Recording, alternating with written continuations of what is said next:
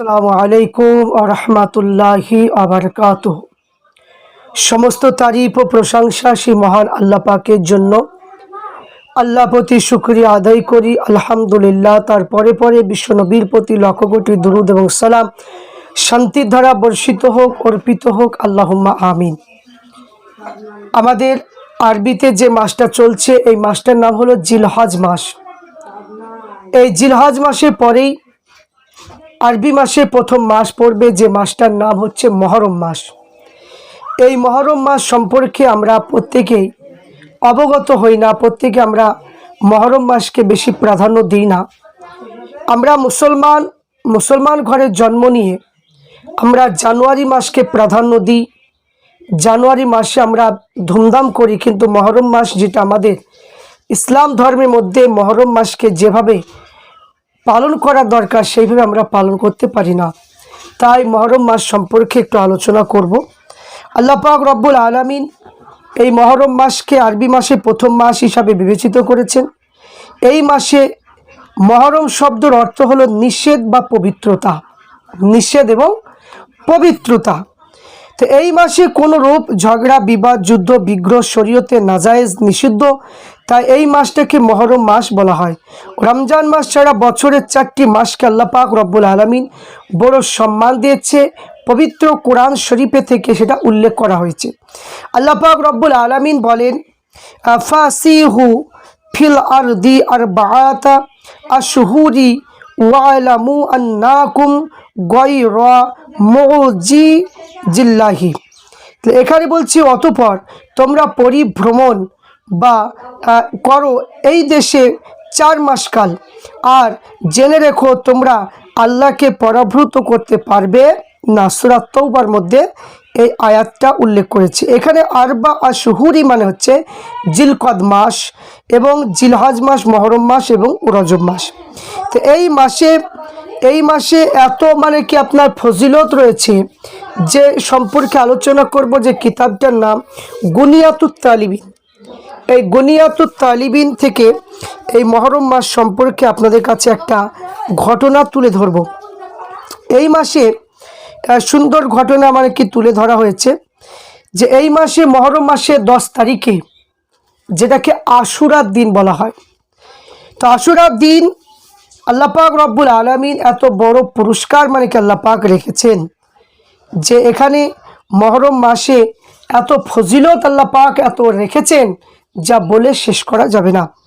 তাই এখানে হযরতে মাইমুন ইবনে মেহরান রাদিয়াল্লাহু তাআলা আনহু, হযরতে আব্দুল্লাহ ইবনে আব্বাস রাদিয়াল্লাহু তাআলা আনহু থেকে বর্ণনা, রাসূল পাক সাল্লাল্লাহু আলাইহি ওয়াসাল্লাম ইরশাদ করেছেন, যে ব্যক্তি মহরম মাসে আশুরার দিনে রোজা রাখে সে 10,000 শহীদ এবং 10,000 সমপরিমাণ সওয়াব লাভ করবে। যে এই দিনে কোনো এতিমের মাথায় স্নেহ হাত বোলাবে এবং স্থাপন করবে, তাকে জান্নাতে এতিমের মাথায় চুলের সংখ্যা অনুযায়ী তাকে স্তর দান করা হবে। যে এই রাতে কোনো মুমিনকে খাবার খাওয়াবে, সে যেন, আল্লাহ রসুল সাল্লাল্লাহু আলাইহি ওয়াসাল্লাম বললেন যে সমগ্র উম্মতকে যেন খাবার খাওয়ালো। সাহাবা ইকরামরা নিবেদন করলেন, হে আল্লাহ রসুল, যে মহান আল্লাহ তাআলা কি আশুরার দিনকে অন্য সমস্ত দিনের উপর ফজিলত মর্যাদাপূর্ণ দান করেছেন? তো এখানে তিনি বললেন, হ্যাঁ, যে আল্লাহ পাক রব্বুল আলামিন এই দিনে আসমান, পাহাড়, সমুদ্র এবং লাহে মাহফুজ, কলম সৃষ্টি করেছেন। হযরত আদম আলাইহিস সালাম এই দিনে সৃষ্টি হয়েছে। এই দিনে আদম জান্নাতে পরিণত করা হয়েছে। এবং শুধু তাই নয়, হযরত ইব্রাহিম খলিলুল্লাহ আলাইহিস সালাম মানে এই দিনে জন্মগ্রহণ করেছে। এই দিনে পুত্র ইসমাইলকে কোরবানি করেছেন এবং ফেরাউন সদবল এই দিনে সাগরে নিমজ্জিত করেছেন। এবং হযরত আইয়ুব আলাইহিস সালাম এই দিনে তিনি রোগ থেকে মুক্তি পেয়েছেন। এবং এই দিনে আদম আলাইহিস সালাম তওবা কবুল হয়েছে। এই দিনে হযরত দাউদ আলাইহিস সালামের গুনাহ আল্লাহ পাক ক্ষমা করে দিয়েছেন। ঈসা আলাইহিস সালামের এই দিনে জন্ম হয়েছে। এই দিনটাতে আবার কিয়ামত সংগঠিত হবে। এই মহরম মাসে 10 তারিখ পবিত্র জুম্মার দিনে যে আল্লাহ পাক রব্বুল আলামিন পৃথিবী কি করবেন, যে ধ্বংস করাবেন। এখানে সুন্দরভাবে পরিষ্কারভাবে মানে কথা এখানে তুলে ধরা হয়েছে। শুধু তাই নয়, আরও বলা হয়েছে যে হজরতে আব্বাস রাদিয়াল্লাহু তাআলা আনহু থেকে আর একটা রেওয়াত পাওয়া যায়, আল্লাহ রসুল সাল্লাল্লাহু আলাইহি ওয়াসাল্লাম ইরশাদ করেন যে আশুরার দিনে রোজা রাখে ও রাত ভোর জাগ্রত থেকে ইবাদত করে 60 বছর ইবাদতে পুণ্য লাভ করে। আর কেউ যদি এই দিনে রোজা রাখে তবে সে 7 আসমানে অধিবাসীদের সমান পুণ্য লাভ করে। আশুরার দিনে মানে যে কোনো মুসলমানকে খাবার খাওয়ায় সে যেন সব রসুল পাক সাল্লাল্লাহু আলাইহি ওয়াসাল্লামের সমস্ত উম্মতকে যেন খাওয়াবে। সুবহানাল্লাহ। তারপরে কি বললেন, উমর ইবনে খাত্তাব রাদিয়াল্লাহু তাআলা আনহু আরজ করলেন, হে আল্লাহ রসুল, যে এই দিন কি আল্লাহ তাআলা আমাদের উপর অনেক অনেক অনুগ্রহ করেছেন? তিনি জবাব দিলেন, হ্যাঁ। কেন? যে আল্লাহ তাআলা বলে এই দিনে আসমান, জমিন, পাহাড়, সমুদ্র, তারকা রাজি, মহান আরশ, কুরসি, লাহে মাহফুজ সৃষ্টি করেছেন। হজরতে জিবরাইল আমিন আলাইহিস সালাতু ওয়াস সালামকে, অন্য ফারিস্তা হজরতে আদম আলাইহিস সালামকে এই দিনে সৃষ্টি করেছেন। এই দিনে হজরতে ইব্রাহিম ইসমাইলকে কুরবানির জন্য পেশ করেন। এই দিনে নমরুদ অগ্নি হতে মুক্তি পান করেন। এই দিনে ফিরাউনকে দলবদ্ধ সমুদ্র ডুবিয়ে দেয়।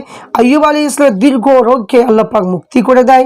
হজরতে আদম আলাইহিস সালামের তওবা কবুল হয়। হজরতে দাউদ আলাইহিস সালামের গুনাহ ক্ষমা করে দেওয়া হয়। এই যে সুলাইমান আলাইহিস সালামের বিশ্বে বাদশা লাভ করেন। আর এই মহান আল্লাহ তাআলা আরশের উপর স্থিত হয়। এই কিয়ামত অনুষ্ঠিত হবে। সর্বপ্রথম এই দিন আসমান হতে বৃষ্টি বর্ষণ হবে এবং সর্বপ্রথম এই দিনে মহান আল্লাহ তাআলা রহমত অবতীর্ণ হবে। তাহলে মহরম মাসের যে ঘটনাগুলো সুন্দরভাবে প্রেরিত করা হয়েছে, যে কি কি ঘটেছে, কোন কোন নবীর প্রতি মানে কি কি হয়েছে, সেইগুলো মানে কি মহরম মাসের 10 তারিখে হয়েছিল। যেমন নূহ নবী যে কিস্তি মানে কি যেটা হয়েছিল, সে ঘটনাটা মহরম মাসের 10 তারিখে হয়েছিল। প্রত্যেকটা নবীদের ইতিহাস মানে কি খুললে দেখা যায় মহরম মাসের 10 তারিখেই মানে কি ঘটেছিল। এই জন্য মহরম মাসে 10 তারিখ, মহরম মাস খুবই ফজিলতপূর্ণ মাস। এই মাসটাতে ইমাম হুসাইন রাদিয়াল্লাহু তাআলা আনহুকে মহরম মাসের 10 তারিখে ইমাম হুসাইন রাদিয়াল্লাহু তাআলা আনহুকে শহীদ করা হয়েছিল কারবালা প্রান্তরে। এই যে একটা মর্মাহিত একটা ঘটনা, যে ইমাম হুসাইন রাদিয়াল্লাহু তাআলা আনহুকে যে কারবালা প্রান্তরে শহীদ করা হয়েছিল। এই জন্য আহলে সুন্নাত ওয়াল জামাতের মানুষ মহরম মাস যখন আসে একটা মনের মধ্যে একটা ক্ষোভ, মনের মধ্যে একটা দুঃখ আসে যে ইয়াজিদ একজন কুলাঙ্গার, একজন মানে কি পাপী, একজন যে মানে ফাসিক মুনাফিক, যে ইমাম হুসাইন রাদিয়াল্লাহু তাআলা আনহুকে মারার মানে হুকুম দেওয়া হয়েছিল।